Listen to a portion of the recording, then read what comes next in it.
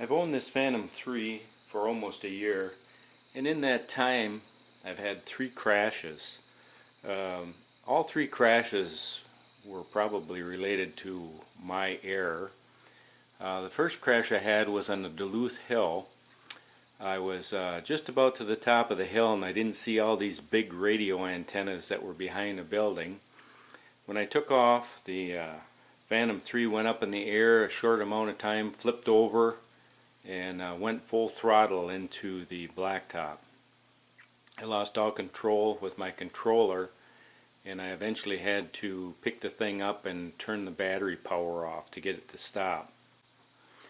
The second crash was on Dell's Pond, and I was landing and got too close to some trees, and instead of taking it back up in the air and moving it over, I was just gonna move it over with the joystick, and went the wrong way, crashed into a tree, and ended up climbing about 12 feet into the tree to get it out.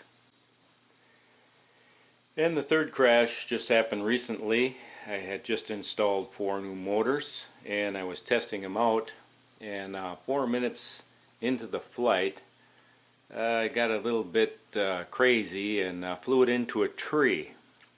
And that particular crash, it hit the tree and fell into the road, and it hit pretty hard. So I decided to order a new shell, and as I was taking the old shell apart, I noticed some damage. And one of the spots that it was damaged is this little pillar here. That was snapped off, and there's a little pillar right here that was snapped off, and I had a crack right here from, I would probably guess, the Duluth crash that I repaired with Crazy Glue. And last time I had it apart, I put a little epoxy in here. And another place I noticed some cracks was where the landing gear mounts to the shell. There's a crack right there, a crack right there, and a crack right there.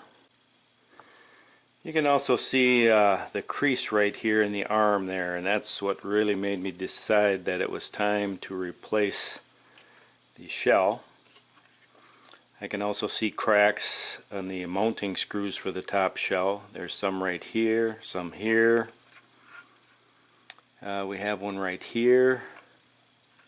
And of course this side here is cracked. I do have one good side left, but anyway, it's time for a new shell.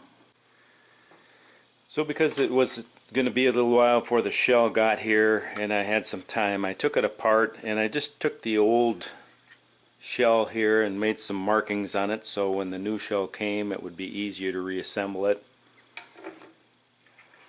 The antennas, I marked the antennas.